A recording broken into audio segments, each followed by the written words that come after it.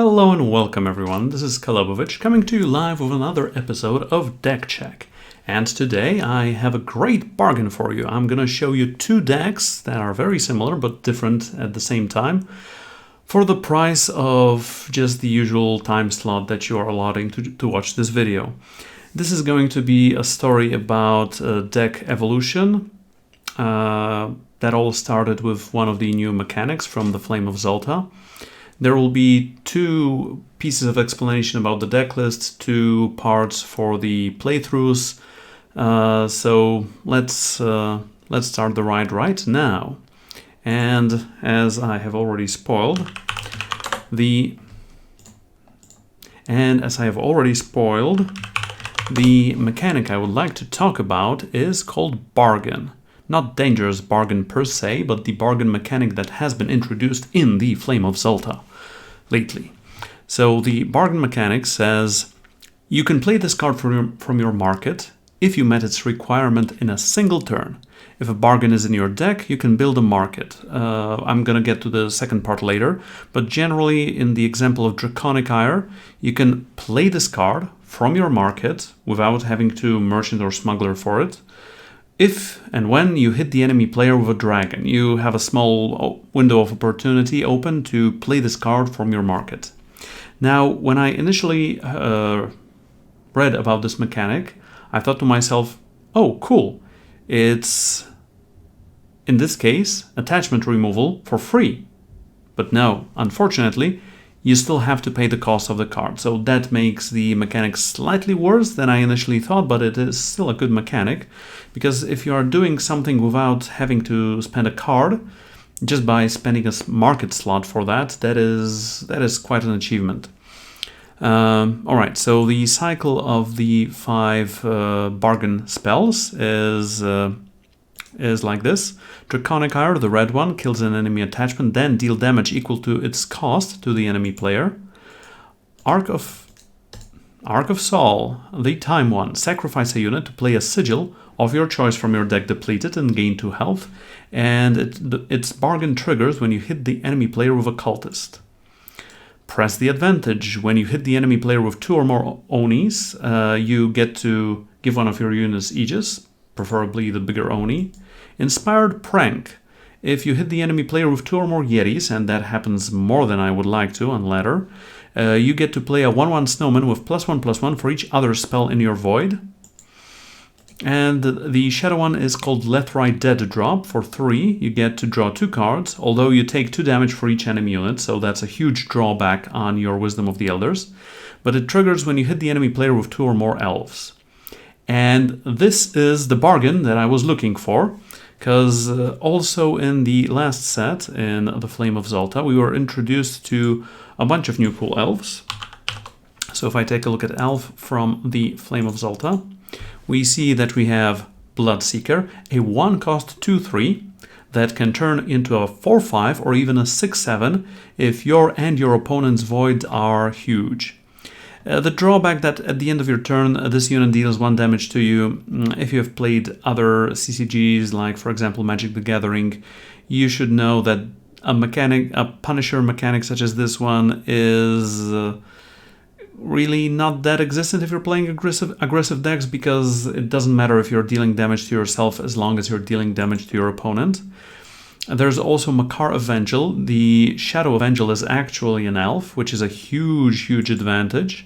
There are also Calamity Oracle and Sunset Priest, 2 cards that mill your opponent. There is also in time the Borderlands Lookout, but I'm not looking for those, I'm looking for these elves. So without further ado, let's welcome Fel Bargain Elves.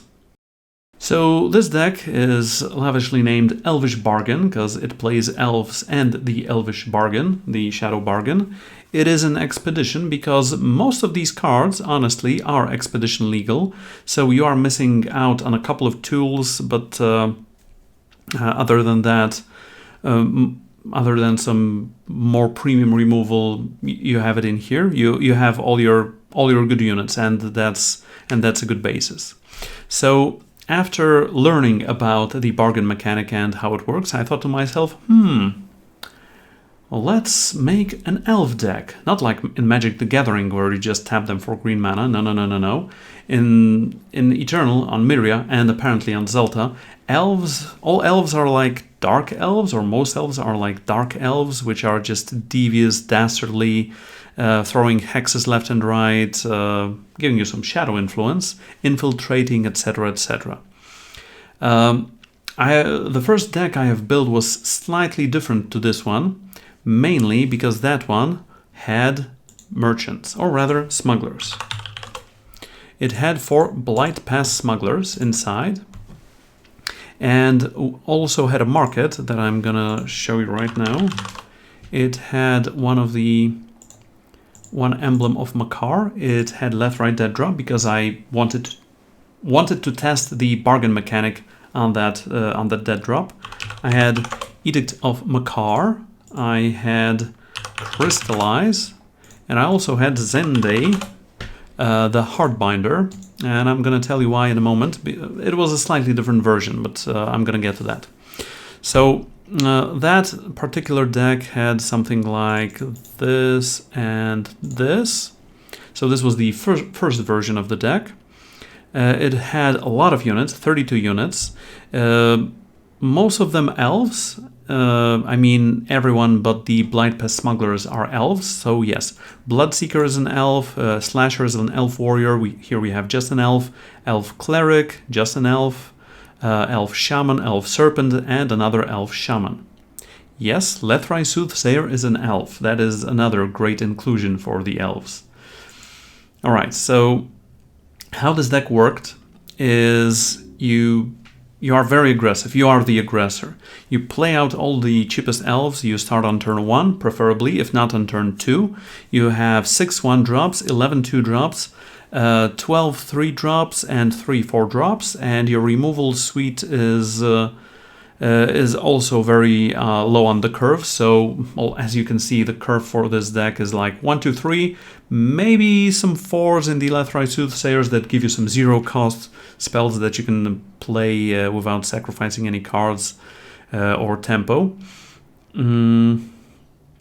So yes, this deck also has the advantage of that other aggressive decks usually don't have the advantage of.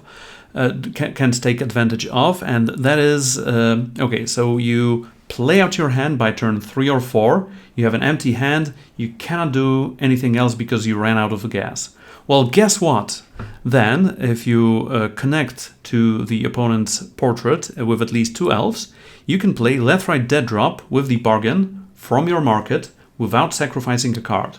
So it's not like with, for example, Wisdom of the Elders, the primal spell that draws you 2 cards, because for that one you have to sacrifice a card, i.e. play a card to get 2 cards, so you are netting 1 card worth of value. With this one, you are not playing a card from your hand, you're not sacrificing any cards from your hand, you get to play a card for free, which means this one is much better because it nets you 2 cards if you are able to bargain it out of your market. You still have to pay 3 power to play it, but yeah, the advantage is huge, and you get to refill your hand, so you can play with even with cheap stuff like Direwolf Slasher. And believe me, Slasher is not as bad as you might think, especially in this deck. So yes, this is a very aggressive deck. It is running 4 Bloodseekers, the 1-cost Shadow Elf, the 2/3 at the end of your turn. Bloodseeker deals 1 damage to you. It has +2/+2 for each player with 10 or more cards in their void. But these games are usually fast, so unless you're playing against a self-mill opponent or a mill opponent, it's usually just going to be a 2/3 for 1, but that is still a great stat line. Direwolf Slasher is a 1/1 for 1 with Berserk, and Empower it gets +1/+1 this turn. So it usually attacks as a 2/2, unless you can buff it even further with Tavia or Spiteful Strike, and then you get to Berserk. I have yet to test if you Berserk with a Direwolf Slasher and hit the opponent twice in the same turn with just 1 unit. Can you trigger the bargain? I have heard voices that yes, but I have not tested it out myself, so be wary of that. As far as 2-drops go, we have Lethrai Rangers. Yes, they are available in Expedition. It's a 2-cost 2/2 elf that on infiltrate, which means if it hits the opponent at least once, it permanently gets +2/+2. Another one is Makar Evangel. It is a 2-cost 2/2 elf, once again with quick draw, and fate, which means if you draw it, you gain 1 shadow influence, and that additional shadow influence comes into play more often than you might think. Then we have Tavia, Lethrai Raid Leader, the legendary in this deck, and the cornerstone of this deck as well. It is a 2/2 for 2 with quick draw, which is also good. It is the best baseline of Makar Evangel. Once per turn, you may pay 5 and discard a card to play 2 2/1 Dark Elves, so it can fill your board on a board stall. And Empower, which means each time a power comes into play on your side of the board, your elves get +1 attack this turn. And given that she and Makar Evangel have a quick draw and the other elves are just huge, this is really, really a great advantage. Next up, we have 4 Blight Pest Smugglers that can fetch you some cards from the market, but also the smugglers are here so that we can have a market and we can have Lethrai Dead drop in the market. Other cards include, but are not limited to, an Emblem of Makar, gain 1 shadow influence and take 1 damage, Decimate. If you have 3 shadow influence, create and draw a 2/2 death elemental with deadly, that looks like here on the left side of the screen. So if you don't have any good 2-drops, well, you do. I wanted to say Makar Evangel helps with that, but that is a 2-drop, so never mind. Yes, the new emblem cycle has 2 huge benefits for this deck.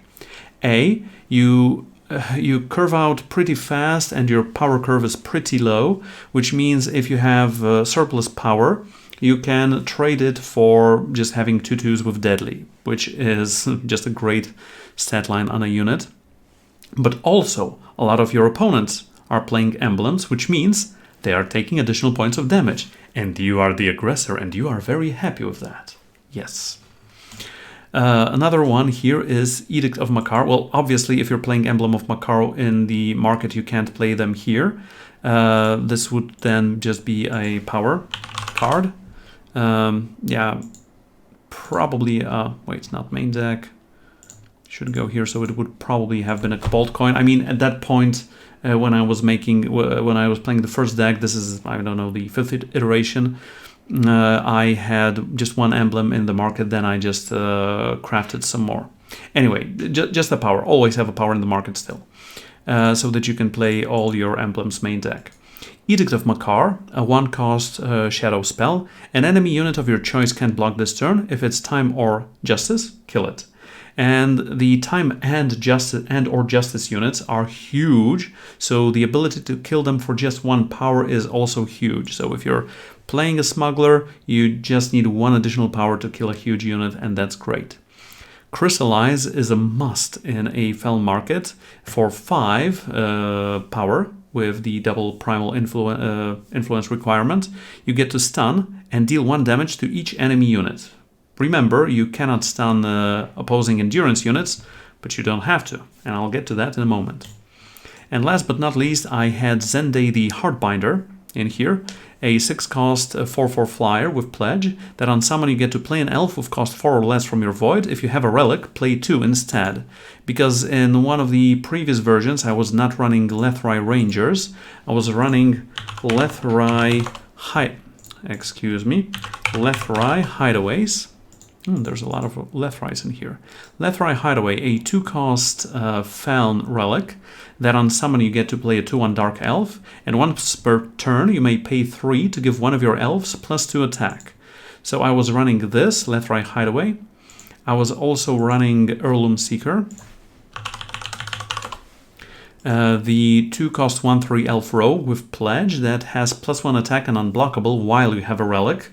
So there is a synergy between these 2 cards and Zende. But after some testing I took out Seekers because they were too situational. Those Hideaways were also hit and miss, and instead of those I just put in these. So yeah, let's continue with the main deck. 4 copies of Livia Hexweaver, a 3-cost Shadow 3/2 Elf Shaman with Lifesteal. that has a huge ability of units with endurance can't block, and it comes into play more often than not, and that is a great ability on such an aggressive unit in such an aggressive deck, because endurance is the anti-aggro keyword battle skill. So an aggro deck that has access to 4 of these is just huge. Also an onslaught, which means if you have attacked on your turn before playing this card, you get to play a -1/-1 disfigure curse on an enemy unit, and each enemy unit with the same name. So you can finish off an opposing unit, or if they are playing Resolute Monks or Trailmakers or a lot of cultists or some other tokens, you get to kill them all, or just disfigure them all. Next up, you have 4 copies of Vishni Lethrai Highblood. Yes, this is an elf, and I am playing this just for the base stat line of 3/3 flyer for 3. Infiltrate, steal the enemy void. This comes into effect in a strange way more often than not, because early or mid in the game you have a couple of cards in your void, the opponent has a couple of cards in your void, but if you get their couple of cards and add it to your void, you can reach the threshold of having 10 cards in your void for Bloodseeker to turn it into a 4/5, so there is small synergy there. Also later in the game, if you are flooded or just draw it in the late game, you can still shift it for 6, then you get to play 3 2/1 Dark Elves for free, or rather for the 6 you have just invested, so you can go wide on the board. And last but certainly not least, we have the Primal Elf, the Elf Shaman Lethrai Soothsayer, a 2/4 flyer for 4, that on Onslaught, which once again means if you have attacked on this turn, and you're playing the aggressor, so you usually have attacked on said turn, you get to put 7 Premonition Bolts into your deck, and these are 0-cost spells with Warp that deal 3 damage to an enemy, even the opposing player. So a 2/4 flyer for 4 is okay, but if you get to play at least one of those bolts, yeah, there is huge value in that. But remember, you're usually not going to play a bolt in a game that you're playing Soothsayer in, so be wary of that. So these are the units. Rounding out the deck were 4 Permafrost. For 1, the basic curse of the Expedition format. You get to stun the curse unit for as long as it's cursed. Remember, there is a lot of attachment removal in the format, so these probably don't stay. For example, you have the Draconic Ire that I have shown as the first bargain card at the beginning of this video. So if you're playing against Stonescar Dragons, remember, if they hit with a dragon, they get to kill the Permafrost on another of their units. Rounding out the removal suite, we have 4 Spiteful Strikes, and yes, you should use it for tempo removal, because for 1 you get to power up your unit, you give it quick draw, you give it +2/+1 and lifesteal. So you get to kill or finish off an enemy unit with this when you play it as a fast spell in combat. And you also get to regain some health back from the ones you've lost from Lethrai, Dead Drop and or Bloodseeker. 3 copies of Parry. I mean, in one of the previous iterations of this deck, I was running Fel Rituals, and I'm gonna get to them, and I'm gonna show you why parries in a moment when I do some changes for this deck. 3 copies of Vara's Favor. Lifesteal, deal 1 damage is a great. Draw a Shadow Sigil. Yeah, these are instead of Seek Powers because they are just better than Seek Powers. And a removal spell that you might have missed that is in the format, Devouring Shadow, a 3-cost shadow spell. Give a unit permanently -1/-1 for each of your shadow influence. And this is also where Makar Evangel comes in very handy, because it gives you even more shadow influence. Rounding out, we have 25 power with 4 Felon Insignias, 4 Seats of Cunning, 4 Emblems of Makar. Yes, they are amazing, but don't be in the mindset of always decimate. It depends. It really depends. 8 Shadow Sigils and 5 Primal Sigils. So yes, this was the basis of the Feln deck. But then I thought to myself, these smugglers are really not that aggressive. I mean, they are 1/4 with Berserk, so they can attack like with Spiteful Strike for 6 or something like that. But I would rather just have something else in here. So I thought to myself, okay, let's try and use the bargain mechanic to its fullest. And the second sentence in the tooltip is, if a bargain is in your deck, you can build a market. So if I take all 4 Blight Pass Smugglers out of the deck, there is no market. So technically, if I put one back in, the market is still here. But if I take it out again, there is no market. Although, if I put a Lethrite Dead Drop into the deck, here we have the market back again. So, hurrah, huzzah, etc, etc. But right now, out of this 5-card market, the only card we can play is Lethrite Dead Drop, so we can drop the other 4 cards dead. Also, right now we are missing 3 cards, and I wanted to include some good units, and I found out a very good aggressive unit that is unfortunately not an elf, but in this deck it's an honorary elf. It is the Dread Hellkite, and yes, this is a very aggro card for sure. It's a 4-cost Shadow flyer, 4/3 flyer with Deadly. It cannot block, but on summon, you get to play Cowardice on an enemy unit, and that is a curse that says the cursed unit can't block. So if you're playing a 1-drop into a 2-drop into a 3-drop, the opponent plays a blocker, then not only do you get to play your 4-drop 4-attack flyer that they don't want to block, that they just want to get rid of, their unit can't block, and you can swing in with the team. And that is a huge advantage, and I put 3 of these in here. And that's where I come back to parries. This is a 2-cost Primal Fast spell. I was just testing this out, so this is currently the least tested card in this lineup. It says, give one of your units +2 health this turn. It deals 2 damage to an enemy unit. So for 2, you get to deal 2 to the enemy unit. Although if you play parry on a unit with Deadly, such as Dread Hellkite, or one of your Death Elementals taken from Emblem of Makar, the 2 damage is dealt via the unit, which means it is 2 damage with Deadly, which means the opposing unit just dies. So it is additional removal and a piece of trick. I mean, if you play this card in Limited, in drafts, you know more often than not this can become a 2-for-1 trick. Another card that I have tested just for a moment in this deck was Felrauk's Choice. It is a 2-cost Feln fast spell that has 2 modes. Either you get to kill a cursed unit and draw its curses from the void, or you get to negate an enemy spell played on you or one of your units, then steal it and play it from the void. So the first mode comes into play quite often in this version.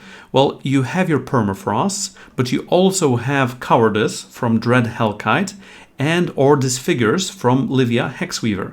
So actually you are running a lot of curses. Even if you kill a unit that has Permafrost on itself, you then get to replay the Permafrost, so it is a piece of removal for 3 power. You also have to remember that you can kill one of your units that has an opposing curse, such as a Permafrost, and then play that Permafrost on an opposing unit. So there is also that.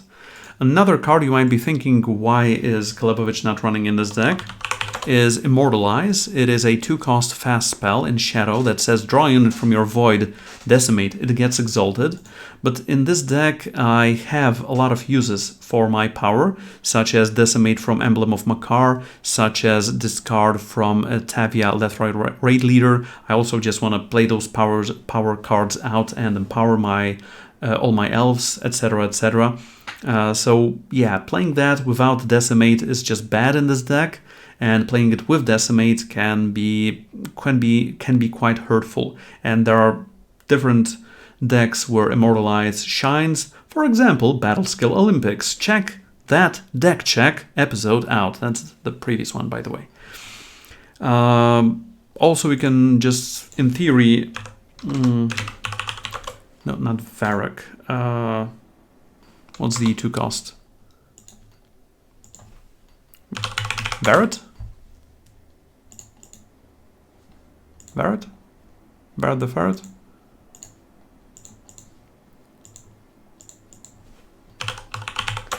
I keep forgetting what he's called. Varret, okay. Varret, hero in training. I'm sorry, I have not played a lot of him. It is a 2-cost 2/3 neutral warrior that on Mastery 6 you get to transform into a Varret of your choice. It can get a huge buff in Overwhelm, a smaller buff in and Lifesteal, or a medium buff in Aegis. And then on the second hit of Mastery it gets even much bigger and it gets exalted and can just pass everything out to some other of your units. But it's not an elf and I'd rather just play elves in this deck. Okay, so this is the Feln version of Elvish Bargain. Now I'm going to show you 2 games I have played with this deck earlier today. I mean by today on the day of recording this. But that will not be it. That will not be all for this deck check, because afterwards I'm going to show you a second version, or rather maybe a third version of this deck. And there will be some games played with that version as well. So don't go anywhere. If you don't like looking at the games, just want to see the explanation, just fast forward about 10 or 15 minutes. See you at the table. Hello and welcome to the first game of Feln Elvish Bargain. Here we have a very good looking hand in theory, but 2 of those power sources come into play depleted, so that was quite slow indeed. So that would have been a 1 into a nothing. And here we have a 2 into a 3, and those are quite good indeed. We have a quick draw unit into Olivia. So yes, we don't have a 1-drop. There are 6 1-drops in the deck and you're not always gonna get them. Or at least not get them in time. But then you get to just play your 2/2 on 2, which is still an aggressive beginning. Sir Senor is playing Cousin Darkheart. We have a couple of options. We can permafreeze it, but I'd rather do something more aggressive, so I want to attack with it and then play Livia Hexweaver and make that Cousin not attack. So I was thinking about Vishni, but then I just opted to play Livia, may turn that Oni rogue into an 0/4 so that it cannot attack, cannot achieve its mastery. The opponent still gets to draw treasure troves when they play some dragons, but oh well. And they played a weapon on it, obviously, Caleb's Persuader, but I told them not to. And they are attacking, so whether they connect or not, they are still gonna play a dragon. And I do have a permafrost to slightly stop, I mean not slightly, temporarily stop that unit, so there is that. But first I would like to attack. I do have the Spiteful Strike, so their dragon can catch the bad end of that deal. If not, I am willing to... there was a small glow on the market icon, which meant I could have played Lethrai Dead Drop. You can see that there, but I opted to play Vishni and permafreeze the opposing unit. Next turn I can play the Death Elemental Bloodseeker, or I can Vara's Choice, Bloodseeker, Spiteful Strike, so I do have a lot of options. The opponent is attacking with the dragon, that's okay, we're just letting it through.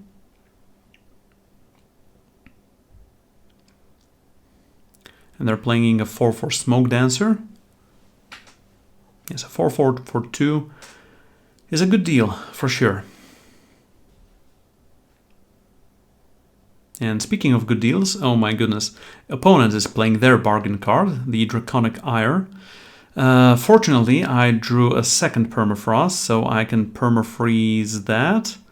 Vara's Favor their face, play a power, because if I swung first, played Spiteful Strike, I would not have the additional power to do anything else. Then if the opponent blocks, I can Spiteful Strike. If they do not block, I can develop the board by playing my 2/3. So yes, I am doing that. I'm killing their unit. I'm dealing a lot of damage to them. I'm stealing their Void so that the Bloodseeker can be bigger. Right now it's just 5 cards, but 5 cards in one place is better than 2 and 3 in different places. At least as far as Bloodseeker goes. Now the question is going to be, what is the opponent going to do with their dragon? I mean, they are already down to 12 health, which is a good sign. Voprex's Choice, we have to sacrifice a unit, so the weakest link is gone, goodbye. Right now I'm just thinking of developing my board. with the Death Elemental that can just attack through, and Bloodseeker, so that next turn we can attack with both. The opponent's probably, yeah, they're gonna cremate the 3 attack unit, and we are getting dealt 1 damage by our own unit. Okay, they are redrawing. What else? Parry. Parry is a great pickup here because our elemental gets to kill their dragon and we can swing in for 7, leaving the opponent down to 5. Yes? Or is anything else happening, opponent? No? Okay, so we're swinging for 7. Cremate or no? Yes, cremate on 3-2, so we're just swinging for 4. But the opponent is down to 8 and we have a lot of cards in our void already, so we are very, very close to making the Bloodseeker bigger. The opponent is within range for 2 swings right now. What are they going to do, though? Sandwaste Smuggler. Getting probably a piece of removal or life steal.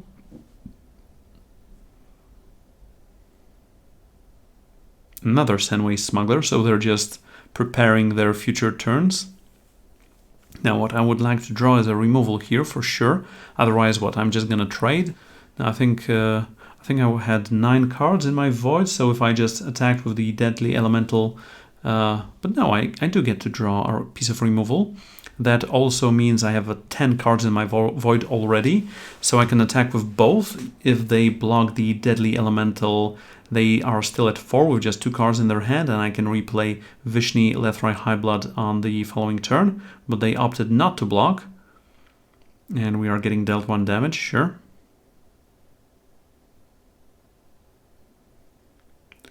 Now, what is the opponent going to do here? Surgeon's Saw. That's interesting. +1/+1 Life Steal and Dark Return the Dragon, sure. That probably will keep them in play for a moment longer. They are blocking this one, so they are still going down to 2. And we get to play Lethrai Soothsayer with Onslaught, with 7 Premonition Bolts going into the deck, obviously not on top. And we do have an advantage because the opponent needs to play 2 blockers, at least one of them flying, or removal and a blocker, but then the blocker is probably a chump blocker, so yeah.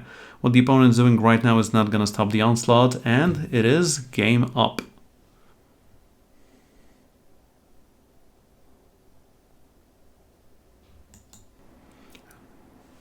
Welcome to game 2 with Feln Elvish Bargain. Now, this is just too much power. This hand has to get redrawn, for sure. This is slightly better, but would still be a greedy keep. Am I greedy? Am I greedy? Yes, I'm greedy. I mean, if I draw 2 power, I'm just golden here. Otherwise, yeah, I might have some problems. I am starting off with additional Shadow Influence, not that it matters right now. It might matter if it was not Expedition but Throne and I was playing cards like Tazbu. And the opponent is starting off with a Bloodseeker. This is going to be an interesting mirror, probably. I'm starting off with Makar Evangel because if the opponent has a piece of removal, I'd rather they remove this than Tavia. They have also seen this card. And they are playing a Tavia of their own. I'm not blocking here, I don't want my unit to die. Vara's Favor, yes. That is a good piece of power. So we get to deal 1 damage to the opponent. Play the power and permafreeze the Bloodseeker. So the opponent kills themselves. Excuse me. Alright, they have 3rd Shadow. Vishni Lethrai Highblood. Yes, dealing 1 damage to themselves. I could play Tavia, power up my unit and just attack through, and that is what I'm going to do. And this is going to be a very swingy tempo game for sure. If I am able to trigger Onslaught on one of those Lethrai Soothsayers and get a Premonition Bolt, that would be a huge advantage. Huge advantage. Yeah, the opponent is just attacking with these. Let's take the 7. one of the voids is getting bigger. We don't care which void is bigger as long as one of the voids is bigger. Same for the opponent as well. Although their unit is quite frozen right now, and they are playing Lathrite Dead Drop as Bargain from the market, taking 4 damage, taking 1 additional point of damage. And actually right now I think this was a mistake from the opponent, because I can get the tempo, take back the tempo, get it for my advantage. Yeah, right now I'm just killing the bigger flyer so that my 2/4 can attack through. Remember, the opponent is still taking 1 damage per turn from their own Bloodseeker. And my Bloodseeker is the last card I want to play right now, because this is going to be decided on the last point of health. Second Tavia into Emblem means their Tavia can attack, because right now it's a 4/2 with quick draw. And they can play Spiteful Strike. Okay, so they're swinging the tempo back in their favor. Second Spiteful Strike, that is interesting. I don't think I would ever play 2 in such a swingy part of the game, but okay. Crooked Alley Guide was also a card that I was thinking about playing in this deck, but after some thought I wanted to have more elves, and that's it. Yeah, let's just attack with both of these, then play second Lethrai Soothsayer and have 2/4 blockers so that I can double block one of their own units. This is very risky, to be honest, but that is what I'm willing to do right now. Not going for Spiteful Strike, but trying to get one of the new batch of Premonition Bolts. There are still 13 of them in the deck.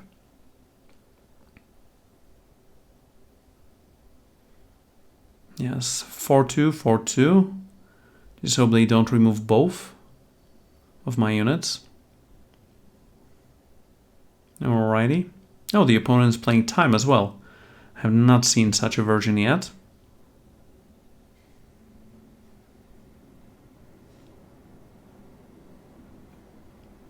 Are they just gonna kill one of those? Is that the stop? Yes. Okay, we're down to 2. They should not have direct damage. And they're just they are creating 2 elves. So their deck looks like just more of more of an aggro one. Okay, so I'm gonna pause here for a moment, because this is going to be a moment that I thought about in the game. Am I using Premonition Bolt to go face and just attack with my units? What am I going to do? Or am I killing Tavia or what? Because if I Premonition Bolt, I still have 4 power up. And I can, for example, play 2 blockers and Spiteful Strike. So if I play Premonition Bolt to their face, if there's a second Premonition Bolt there, I just win. If not, I swing in with the team.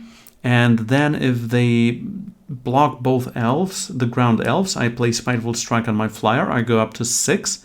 The opponent is down to 1. I get to play 2 blockers, and the opponent dies at the end of their own turn from their own Bloodseeker because they are at 1. If there is a second Premonition Bolt, I just win.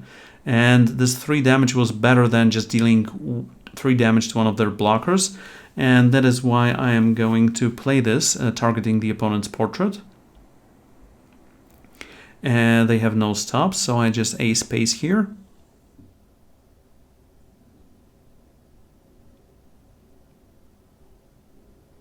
And the opponent has to block both ground troops. Oh, they're hoping I don't have any tricks. Okay, so this game is gonna end quicker than I initially thought. Okay, Elves 2, Elves 0. Now let's get back on top, and I'll show you the Mono Shadow version of this deck. Hello and welcome back, dear viewers. Hope you enjoyed both of those games. And we are back for the second part of the bargain. This one is Mono Shadow. Why Mono Shadow, you might ask? Well, when I was playing the Feln deck on the stream a couple of days ago, there were some games that I have won just by being Mono Shadow, without the ability, both the ability or the need to play any of the primal cards. So I thought to myself, okay, so I can have some tempo problems, because sometimes the seats are going to come into play depleted. Also, the primal cards are just 3 Lethrite Soothsayers, 4 Permafrost, 3 Parry, so that's just 10 cards. Why don't I just take those out, see if there are any replacements in Shadow itself, and just play it as is. Also, if I'm playing Mono Shadow, I can power up the power base by including 4 Seals of Devotion, which have Warp while you have no more than 1 type of influence. And yes, this is Mono, this is where you play those seals. So this is some additional pieces of card draw, so to speak. This deck also has a slightly higher curve. It depends on some more 4-drops, but I'm gonna get to that in a moment. So I took out Lethrite Soothsayers, and I included 1 additional Dread Hellkite. You might have not seen it in the previous 2 games in this video, but on stream these were just mega powerhouses. But the remaining 2 slots went to Incarnus, Makar's Listener, a 4-cost 3/3 triple Shadow Mystic with Unblockable, that on Summon and on Mastery gets to Invoke. Now Invoke is also a new mechanic from the Flame of Zelta that says you get to choose between a random spell, unit, and attachment in this color, in Shadow, and you get to create and draw one of them. And it can use this ability twice, first on Summon and then after it attacks 3 times. And this is also a source of some unblockable damage, and that's good. Unfortunately, it's not an elf. Unfortunately, it is higher up in the power curve, but it provides maybe not as tempo as advantage as Lethrite Soothsayer did, but also has evasion, also hits heavy, also kind of gets you some card advantage. The bigger problem was with replacing Permafrost and Parries. Parries can be replaced by Warlock Brews, so to say, but as far as Permafrost go, the next cheapest piece of removal is actually a 4-cost Fel Ritual, a slow spell that says kill a unit, and you get to create a 5/5 Nihil Draconus with Flying and Lifesteal and put it in your Void. Now this version, if you're running Fel Ritual, this is where you might want your Immortalized, but I'm still not gonna play that card. I mean, maybe if I was running Smugglers and Market, etc., then maybe in the Market, but right now not really. This is just a 4-cost. Kill a unit, get an additional card in your Void, maybe to power up your Bloodseeker. I also took out 1 Makar Evangel and put in a 4th Varus Favor, and these are about the changes that I have made to this deck. If you don't know which one of these you would like to choose and play, it depends honestly on what cards you have available for yourself. For example, if you already crafted a pair of Incarnus but don't have any Lethrite Soothsayers, I would advise you to just test the Mono Shadow version out. If you don't have Incarnus but do have Lethrite Soothsayers, just go for the Feln version. I'm sorry. Okay, I also have 2 games prepared with this deck. Right now it is difficult for me to say which one is better. I think it depends mostly on the draws you're getting, because they are very similar. One has the slight disadvantage of running a second color and the potential of being influence screwed. The other has the disadvantage of playing much more expensive removal. So a bit better here, a bit worse there, just up to personal preference, honestly. Both at their core are very similar. They differ in about 10 cards. Not talking about power, but other than power, just about 10 cards, and that's it. So let's get to games 3 and 4.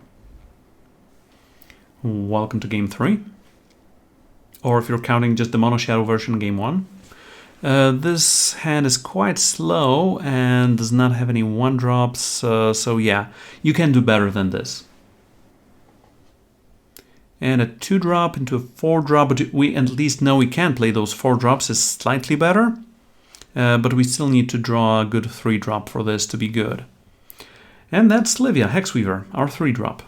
Okay, so Tavia into Livia into one of the 4-drops is going to be huge. And Livia is even going to be able to kill that 3/2 Resolute Monk, and that is great. Oh, the opponent is not playing a power before attacking? That must mean they are just power screwed here. This is also the opponent from the previous game. So they're probably playing Xenon Elves with Resolute Monks. I mean, I've seen that card already. But let's disfigure that. Let's just take advantage of the opponent not being able to play their power on curve. And honestly, as strange as it might sound, that is actually why aggro decks are usually good on their own. Because if the opponent stumbles at least on one power, they just take over the game. And right now we can just take another Cowardice. We don't have to play Dread Hellkite if we want to, for example, go Tavia and Cowardice, or Dread Hellkite with Cowardice. So we have two options to play here. And the opponent is playing an emblem, which means they are one lower. And their Livia just means that, well, it has lifesteal. I don't want it to attack. That means I kill it with Fell Ritual, not make it not able to block with my Cowardices. Cowardices? I don't know. Let's get to the second game, or the fourth game, depending on how you look at it. Hello and welcome to game 2/4 with 4 power, a 2-drop and a 3-drop. This is Mono Shadow Bargain Elves against Ilion. And a big shout out to Ilion, a great streamer, really. But what is he playing? Seed of Mystery. Xenon Live Speaker. Okay, looks like Xenon Cultists. And I have heard that Livia could be quite good against Xenon Cultists. Smoke Dancer, so there probably are going to be some dragons in this game, and I want to get rid of the Xenon Live Speaker as soon as possible. I don't want the opponent to gain health, because that's not healthy for me.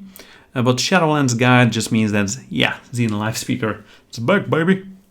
So right now I just need to play, that's Seal of Devotion, that's like drawing a card.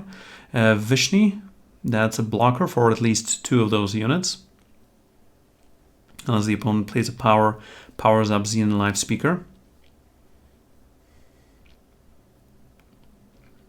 Emblem, sure. Decimate, Death Elemental, sure. What else are you going to play, opponent?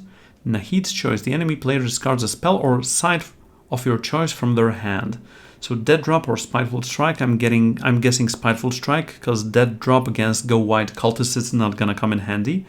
But what the opponent is not expecting is Livia, or maybe he is expecting Livia, I don't know. And Death Elemental with lifesteal, unfortunately. So yes, play a power, attack, steal their Void, and Livia Hexweaver should kill that one once again. Alright, it is highly possible I will have to take some damage with Lethrai Dead Drop on the next turn if I draw 1 additional power. Right now I think I want to block the 2/2 because this one A can kill anything I haven't played, B steals life for the opponent, so that's not nice. Zenhu. No wait, Zenzu. Zenhu? Zenzu. Might be a meme later on. So I'm thinking about playing Lethrai Dead Drop, but I'm also thinking of just decimating out Emblem of Makar, just to have a deadly to block the opponent's 2/2. Nope, it does not grow, it does not gain them life. I gotta remember that if any of their cultists go to their void, it grows and they gain health, and Cult Aspirant has life force, so when each time you gain health, it grows, so that's a huge combo. And unfortunately right now I have to take 8 just to draw 2 cards that are very mediocre, and I have to pass the turn. Hopefully the opponent will not play a dragon and not turn those 2/2 Smoke Dancers into 4/4s, so that we can indeed survive. So what are you going to do, opponent? I mean, I do have a pair of blockers. Good ones at that. Oh, just sacrificing the cultists. I think I just want to do this. The 2/2 Deadly has to stay in play for Zenzu. Vile Collaborator, your dragons have +1/+1 and lifesteal. Oh, Vishny is a great pickup here. Remember, he has Shift 6. So if I play it shifted, I get 3 chump blockers. Alrighty. Just checking how many cards in the voids. And yes, I know the opponent's units are going to get bigger and bigger and bigger, but I just have to chump block here. Well, not chump block, trade actually. Fell Ritual, which means I can kill one of their units, and I'm guessing I'll kill the Overwhelm one and have Deadly on the other. Play this, just attack with the 3/3. Not attack with the Deadly, not at all, sir, not at all. Dread Hellkite. Okay, so that's the dragon Ilian is playing. Gotta watch out for that. Gotta keep an additional blocker up. Lethrai Ranger. Dread Hellkite here, which means I can attack with the 2/1 as well, and I can play out my Lethrai Ranger. I could also play the Lethrai dead drop from the market, but I'd rather just focus on having as wide a board as possible, because right now it seems I'm winning. Marsh Dragon is there as well, so a Cultist Dragon Xenon deck looks very interesting. Looks very interesting indeed. That one can't block, so I can as well just block that with my Deadly, otherwise I die. And I have to block with one or the other, so at least I can kill that. And interesting, the opponent is going +1 because Zenzu died himself. And quick math says that I can win with Spiteful Strike, but the opponent maybe sees the Spiteful Strike in the air and just concedes. So thank you, Ilian, for the game. Let's get back on top for the final thoughts. Alrighty, ladies and gentlemen, you've already seen the Feln version of Elvish Bargain, the Mono Shadow version of Elvish Bargain. Which one do you think is better? Please let me know in the comments below. I hope you enjoyed this video that has been sponsored by TeamRankstar.com, your best source of all information and strategies digital card game wise for card games such as Eternal, Gwent, Magic the Gathering, Elder Scrolls Legends, Hearthstone, Mythgard, and Teppen, whatever the last one is. Also sponsored by Inks Gaming, Acquire, and OP Seat. Thank you very much, and have a great day. If you have any questions, just leave them in the comments below, and it is quite possible I will try and answer them. Also, you can just catch me on my Discord channel. That is going to be linked in the description below, or just catch me on one of my streams. And until then, Calebovitsch out. See ya.